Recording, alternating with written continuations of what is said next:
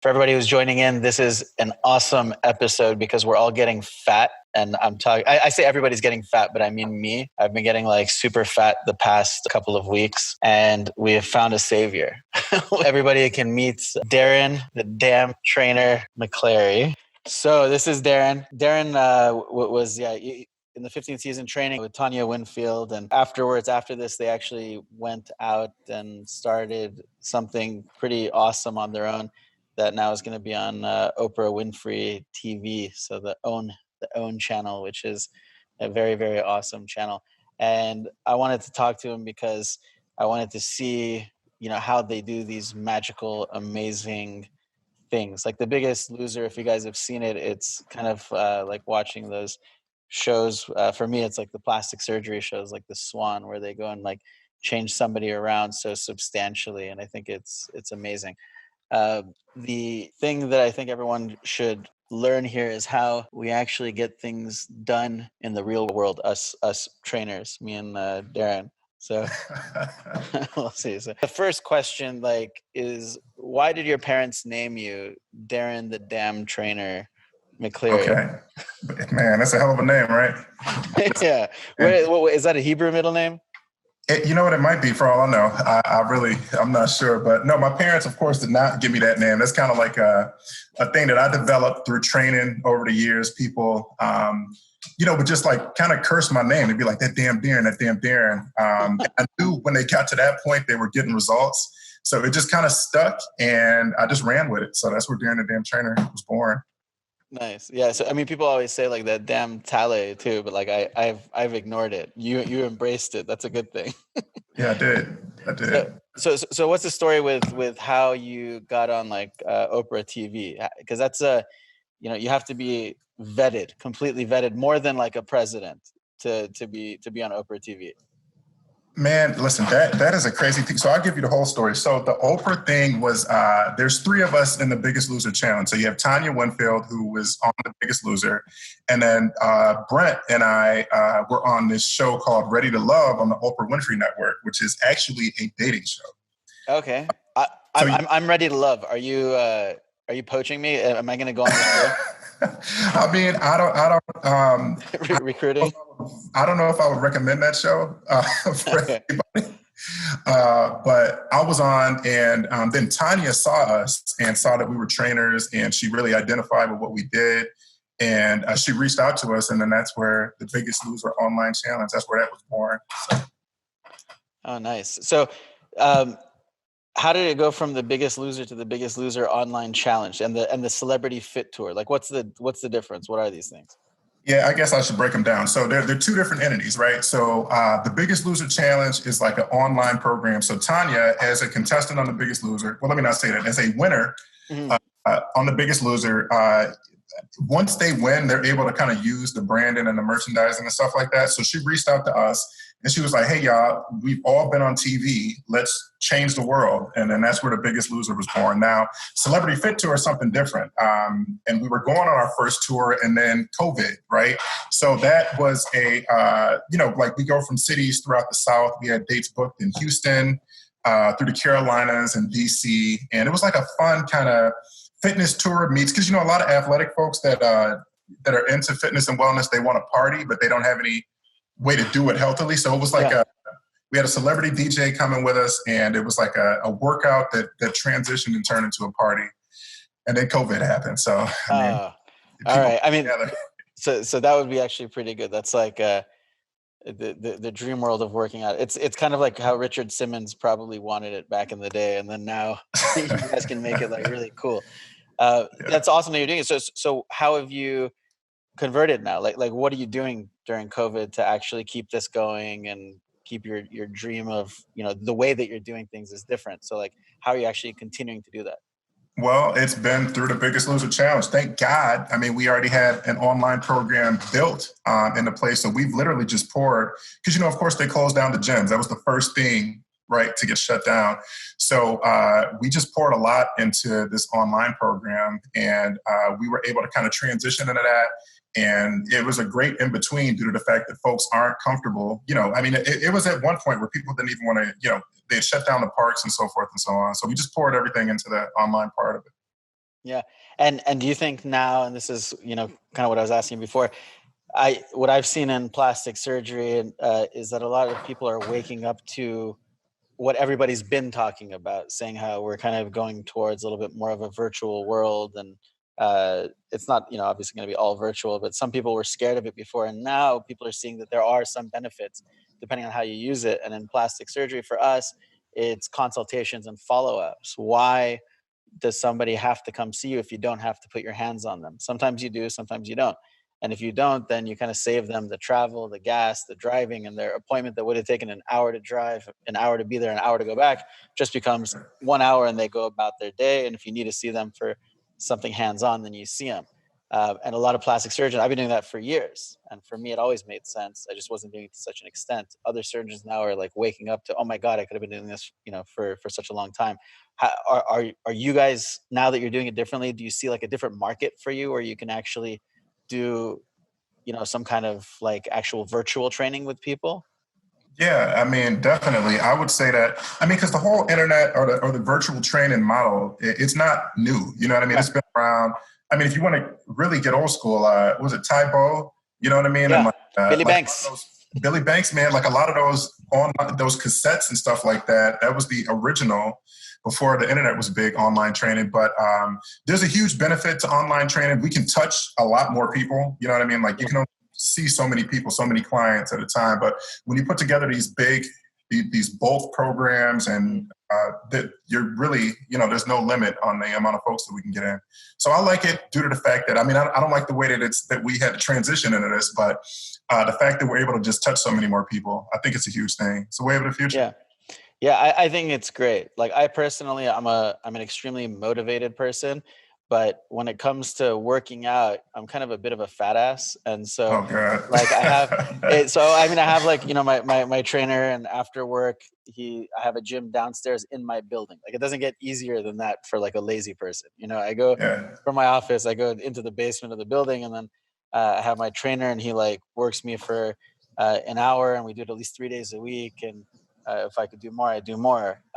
Without that, and when I started this whole COVID thing, I was trying to run up and down the mountain. I was doing all this stuff in the house, and I kind of dropped off, unfortunately. So there's I think, a lot of value in having somebody interacting with you, telling you what to do, seeing, what you need specifically, customizing things for you, and just getting you to do things, as opposed to putting on one of those videos, pre-recorded video. My brother has those, and they're really annoying. Like you just sit there and you stare Yeah. at the person doing burpees. I don't want to watch somebody doing burpees. It's not, it doesn't appeal Yeah.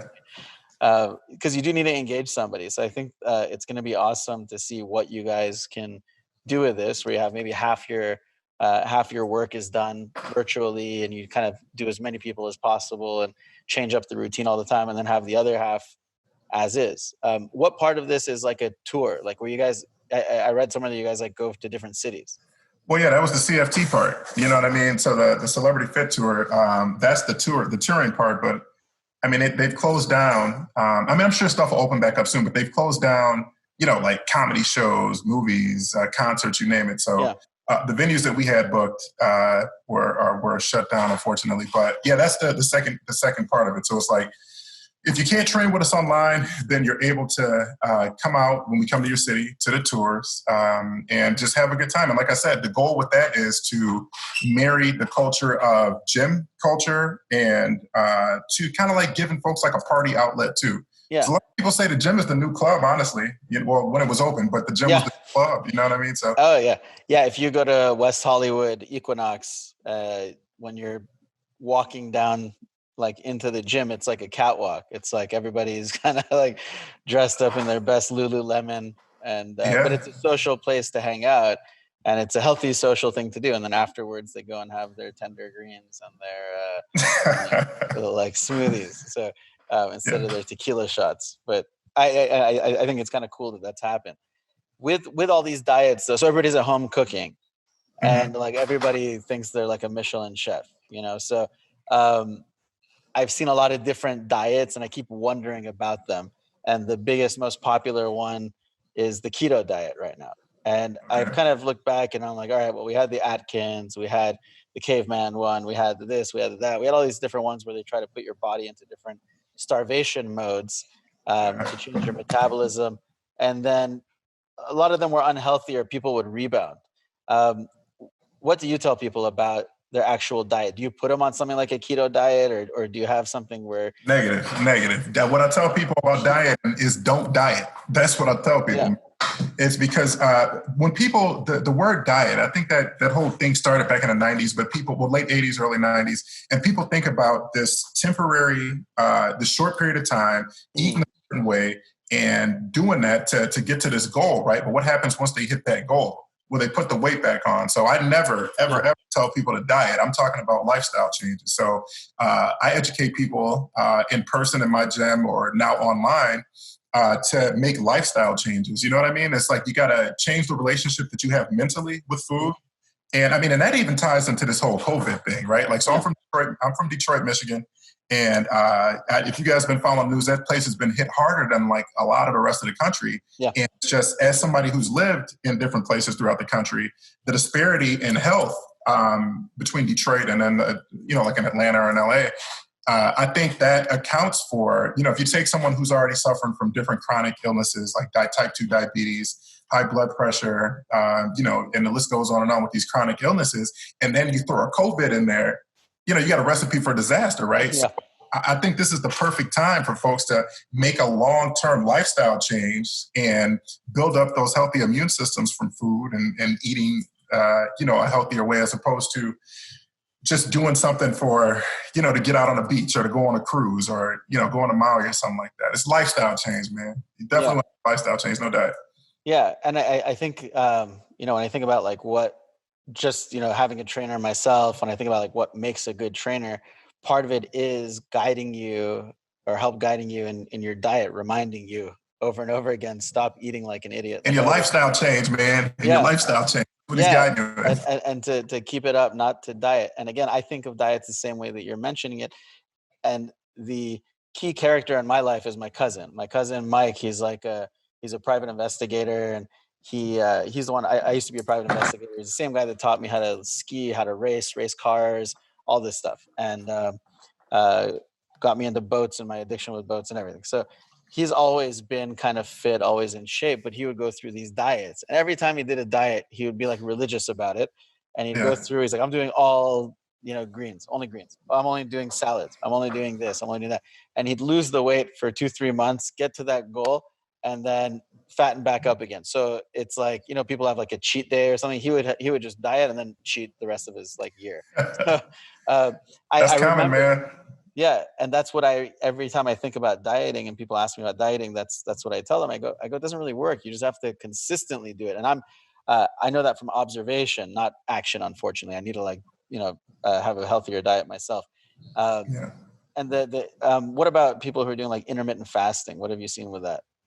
Well, I mean, that's a whole different ballgame. So intermittent fasting, the key components to any nutrition, like any kind of plan, you want to fundamentally eat whole nutrient-dense foods, right?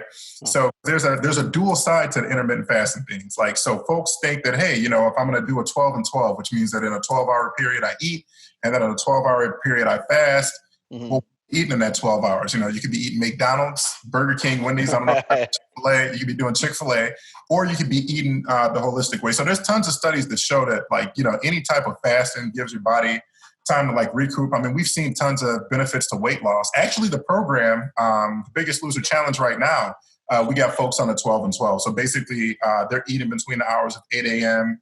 and 8 p.m. And they fast from 8 p.m. to 8 a.m. and then they start it up again. So, I mean, the science is there. I mean, there's tons of results for intermittent fasting, but I think that people should adopt it, again, as a way of life as opposed to something temporarily. So I'm not saying do anything extreme, like be on a 4 and 20 where you're only eating for 4 hours out of the day and fasting for 20. But, like a 12 and 12, a split. I mean, I think that's pretty good. You sleep for 8 hours, you know what I mean? Right. Anyway, so. Yeah. And that's another thing that I saw is a lot of people don't understand what intermittent fasting is. So they think it means kind of starve yourself in the morning as long as you can and then start eating afterwards. And I explained, man. What you get at that point is actually you get a lot of insulin resistance and the opposite, where you'd be sucking in every single calorie and holding on to it and turning it into fat.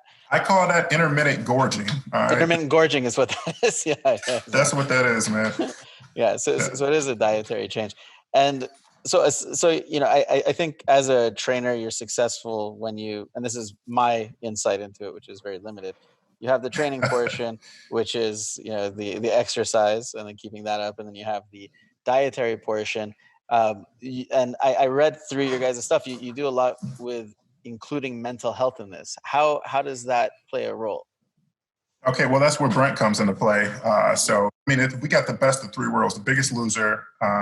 Brent with his, so what he does, or what he trains, he was a collegiate athlete and he trained, but then he also owns like these group homes and he's done certified life coaching, counseling, so forth and so on. So he works with teams and stuff like that, right? So what we do is, say you get somebody who's 300 pounds, right? Mm-hmm. And 45, let's say they're 50% body fat, and they're just suffering and they're struggling, right? Well, what people don't understand is something has to be going on psychologically to eat and gorge for 10 years or for 4 years or for 5 years to put that weight on. So when you can identify those psychological triggers and you can see what's really going on with someone, it's a lot easier to kind of solve those issues. It's almost like the same thing with medicine, right? Like, I know now medicine is trying to get away from symptom-based treatment and going causative-based treatment, right? So if you can find the causative issue behind the cancer as opposed to just removing a tumor every 5 years and the tumor won't come back, right? It's the exact same thing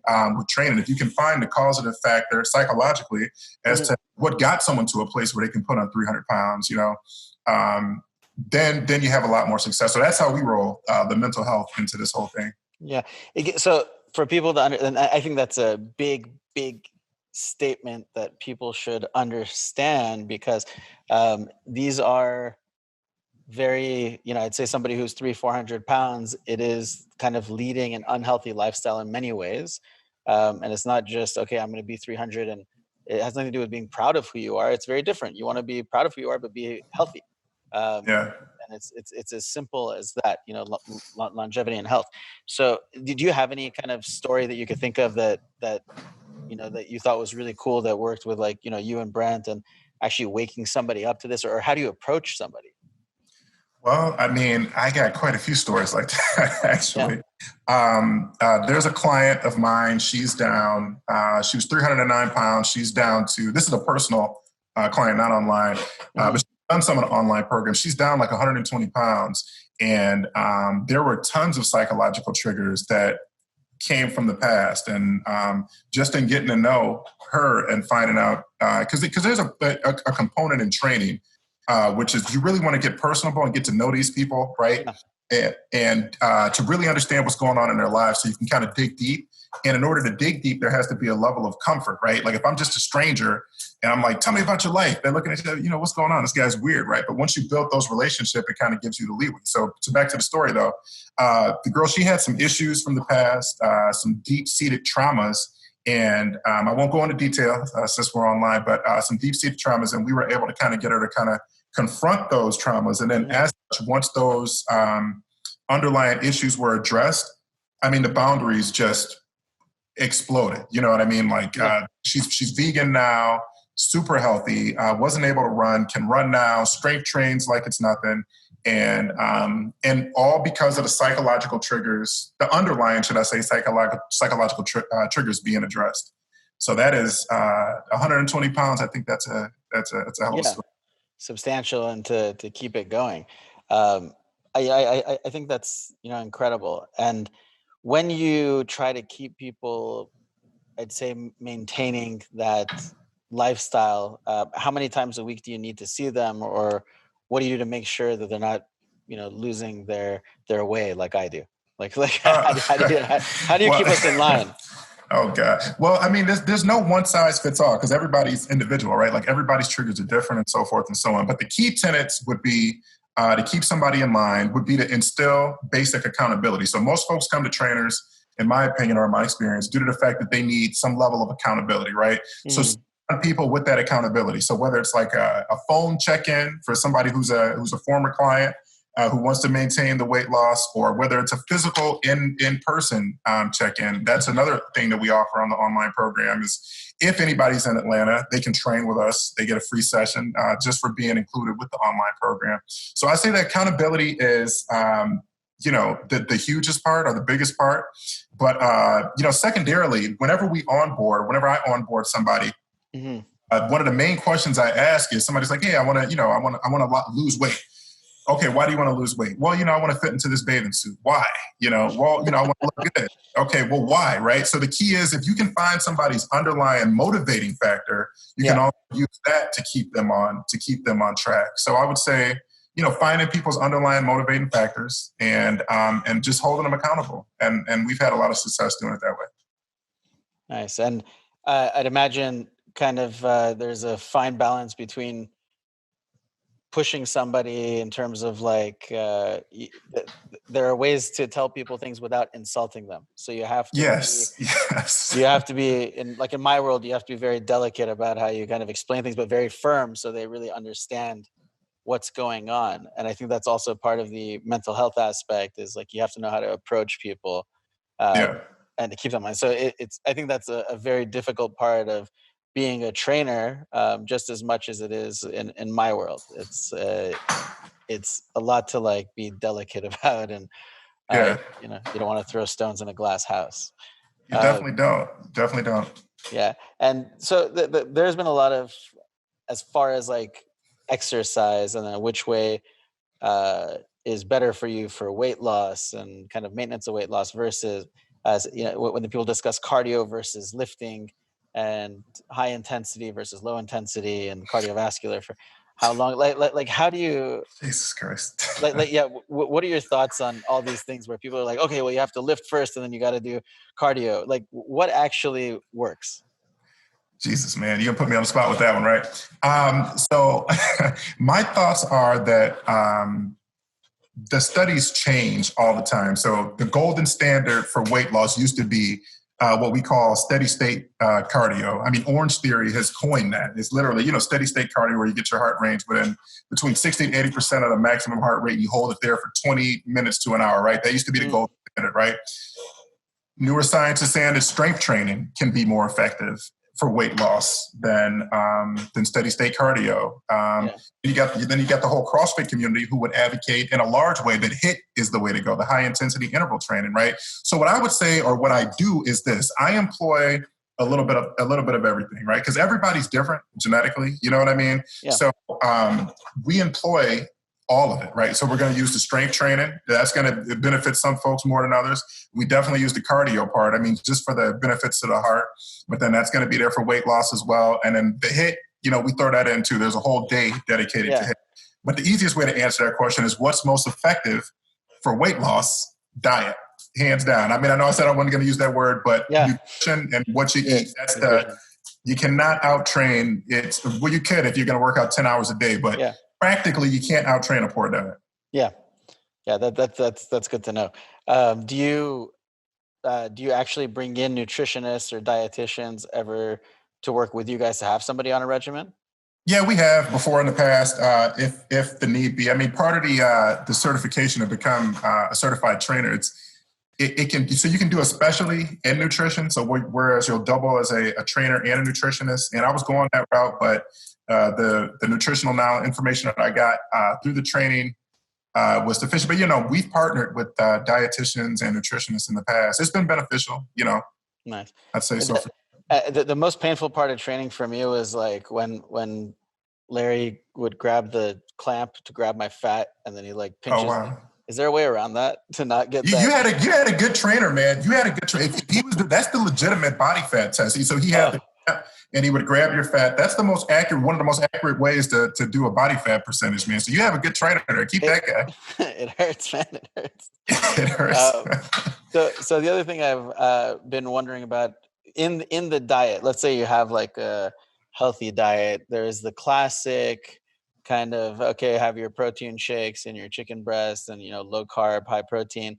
And then there's this Netflix documentary, or I don't know, whatever documentary, with like a plant-based diet with like Arnold Schwarzenegger and all these like beefed up guys who are like, the biggest muscle mass I gained in my life was after I went on a plant-based diet. Yeah.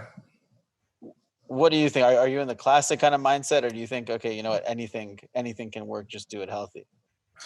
Well, you're talking about Game Changers. That's the documentary on Netflix. That one. Yeah. Yeah. So, okay. So you're talking to a guy that came up with basic bro training, right? It was me and two guys in a basement at 18 trying to see who could be the biggest dude, right? So we were inhaling whey protein. I mean, I think there was a time we might have been doing lines of whey. No, I'm joking. But we were inhaling whey, literally. And what I can say, because I'm vegan now, or plant-based, as they say, yeah, I can actually speak to both. So I'll say this, volume-wise, right? So for a lot of guys, their whole goal is to put on as much mass as possible, be as muscular as possible. Yeah. Volume-wise, I felt that I was bigger when I was consuming dairy and whey, but it was an unhealthy thing. That's why you hear these guys talk about they have to bulk and then they have to cut.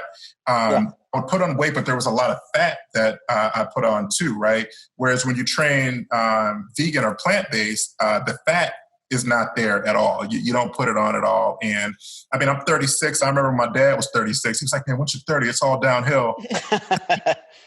Like, what the hell are you talking? I don't have any of the joint issues or any of the other issues that my family has chronic high blood pressure. I remember being a kid being told that it was just something I couldn't avoid from being African-American. You know what I mean? Yeah. But, well, then why do only Africans within the confines of the United States suffer with the high blood pressure thing? Right.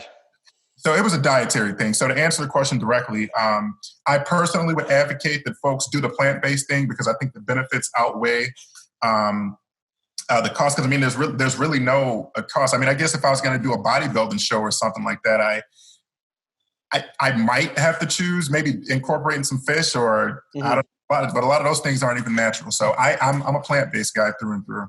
Okay, cool. Yeah, so I watched a little part of it. I didn't go all the way through the documentary.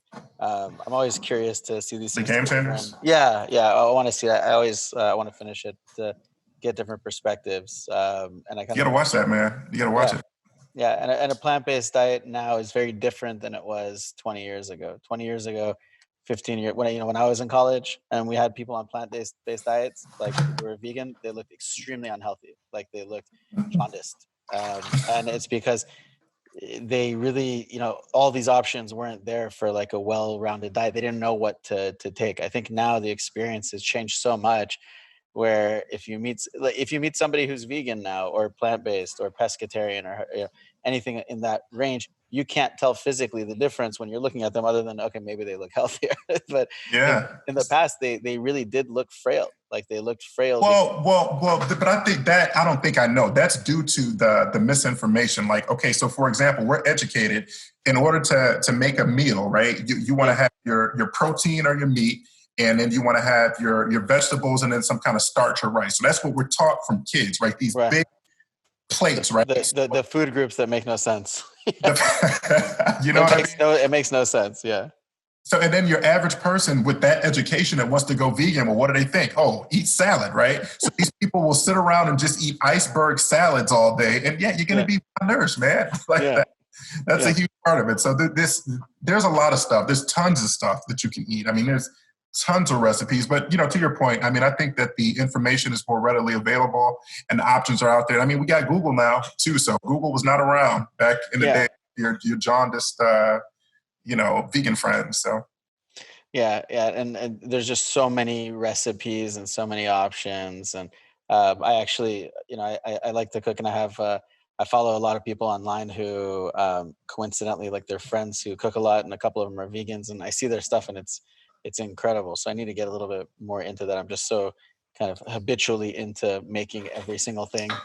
But I definitely need to get into that because I think it's a little easier to control your diet when you're plant-based, also in terms of calorie intake and fat intake, and keep your. Well, you don't have to worry about that anymore. You don't have to worry about that. Yeah. Cholesterol doesn't exist in the plant world. You don't take in cholesterol. So. Well, let me amend that though. So you don't have to worry about that as long as you're not doing the processed stuff. So don't get me wrong. They're making veganism unhealthy too. So now, just because something's vegan doesn't, I mean, hell, this water bottle is vegan. It doesn't have any animal or dairy products, and it doesn't mean it's healthy, right? It's also kosher. It's kosher too.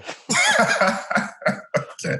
Well, but I say that to say you have to be really careful and knowledgeable. So, people have to be educated on, people are really big on what's not in something like, oh, it's vegan, it's non-GMO. Well, what is it though, right? Is this a plastic, I don't know, a chemical loaded thing, or is it whole nutrient dense food? So I advocate people read labels. If you're getting, I don't know, if for those folks that eat meat, if you're eating chicken, it should just be chicken, Yeah. If you're looking for salt, it should just be preferably pink Himalayan sea salt. You know what I mean? So it's all the additives and stuff like that people gotta kind of get away from eating. Yeah. So there's some questions before we kind of finish up. What are your thoughts on peptides and then hormones? I have my own thoughts on hormones. Well, when you say hormones, what are you referencing? Like sex hormones or hormones for folks that are older, or? In general, people are taking a lot of HGH or growth hormone or testosterone for strength and fitness to look kind of a little younger and leaner. All right. Well, listen. This is how I do this. All right. So you're the doctor. You're the doc. So I'll refer any medical references to you. Anything, because I know you guys prescribe some of this stuff. But HGH, I'll speak on that first. You guys have seen like Barry Bonds, and there's tons of stories. And I actually know a couple of buddies who've gone through this thing. Is there's the growth that folks want, but then there's other growth that folks do not want. So I'm talking like the size of your head. For some reason, people don't get taller. That'd be great. But the size of the head, the size of the head, the size of the heart, the size of the feet, right? So there's tons of drawbacks that I've seen.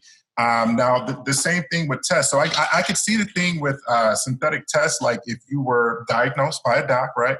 Yes. And you guys prescribed it for whatever reason, and hey, by all means do that. But just know that anything that you inject into your body synthetically, your body's like, well, hey, man, we have an abundance of this, and you literally just stop making it on your own. So yes. That's my thoughts. So that's the way that I feel on tests specifically.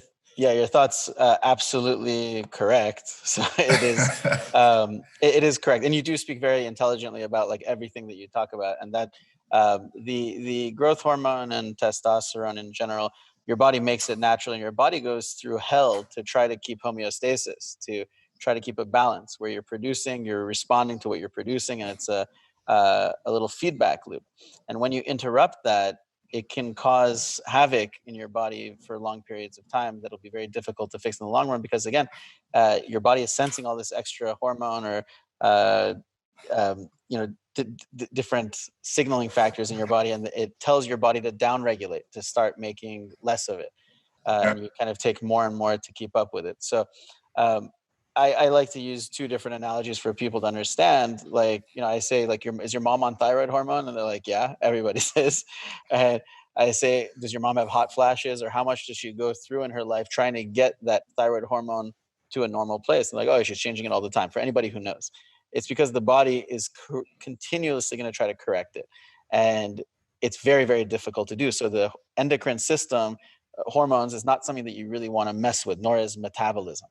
When it gets to growth hormone, then I tell them, remember Andre the Giant? They're like, yeah. Like, you remember his big ass hands and his big ass head and his big ass heart that, like, he died? And they're like, yeah. I'm like, well, that's too much growth hormone. It's unfortunately from the beginning of life, but it's the same kind of thing. So these things can damage you. However, I say the same thing you do. If you go to the doctor, a real doctor, I'm not talking about like the growth hormone doctor. You go to a real doctor, real doctor, an endocrinologist, and the endocrinologist tests you and says, hey, buddy, you're deficient. You're actually not producing this properly. And this is why you're gaining weight. This is why your hair quality looks like that. This is why your skin's all dry. Then that's when you do it. You don't want to mess with hormones. There's a limit to what you should try to get in this life. And exercise should be about health. Right? It's like health and looking healthy and feeling healthy. So you don't want to go poison yourself trying to get to health. It's not a good idea. Well, I can reference a documentary. I can't remember the name of it. It was on Gaia, where there was a guy who, this guy had 0 or something like the lowest sperm motility possible. Mm-hmm. And he was raw vegan juice thing for 2 weeks. And then his sperm potency increased by like 200%, and his T levels natural, right? So as opposed to, like you're saying, messing with these hormones and so forth and so on, I try dieting or try eating whole nutrient dense foods before you do anything else is my recommendation. Yeah, I agree. And all doctors agree. And all doctors say the best way to improve your cholesterol and all these things is not just the diet, it's diet and exercise. People don't realize that exercise directly affects your cholesterol, especially your good cholesterol. All right. So the other questions are kind of ones that we've already answered, and then a lot of them go into kind of specific. How do I lose weight if I'm 50? And those kind of stuff. So they're a little bit more difficult to answer without having somebody, case by case. So I would say for everybody, like you need a trainer like Darin, and I don't mean that just because like we're talking now, but you speak very intelligently, and being a doctor, I get so tired of hearing all this voodoo and kind of illogical stuff that everybody, yes, theoretically or ideally it sounds amazing that you can do this kind of diet and it's good for you this way or whatever, but everything that you talk about makes sense. So I would say make sure that your trainer, if you find a trainer, either go to Darin or find somebody who has that kind of logic where they really know some of the science behind this stuff, because a lot of the guys don't get that, and they get you looking good, but in a very unhealthy way. So I think you need some good guidance. And I don't know where you got your scientific background, because it's substantial. Where'd you get it? Like, what have you studied in the past? Jesus, man. Well, I actually have a degree, believe it or not, in political science. And I was trying to do that, and I was a whole different life. But my passion was training. So literally just personal research, honestly. And I mean, of course, being in undergrad, it teaches you the way to research and find things, and so forth and so on. So yeah. Poli-sci and comm were the ones that people would take to find the hotter girls at UCLA. I don't know. That's how it was where you were. But nah, man. Heck no, man. Heck no. This is not the case where I was at, man. No. All right. So if anybody wants to find Darin, he's Darin The Damn Trainer on Instagram's an easy way. Otherwise, he's going to be on OWN TV, which is the Oprah Winfrey Network, and doing the Celebrity Fit Tour, not Fat Tour, Celebrity Fit Tour. Not Fat Tour, man. Not Fat Tour. yeah. Once we get back to it. All right. So thank you so much, man. I can't wait to see what you do with all the virtual stuff. I'm going to try to. Yeah, thanks. And anybody interested in that too, it's the site is biggestloserchallenge.com. And we're doing open enrollment right now. So check that out too, for sure. All right. Wonderful. Thank you so much. Thank you.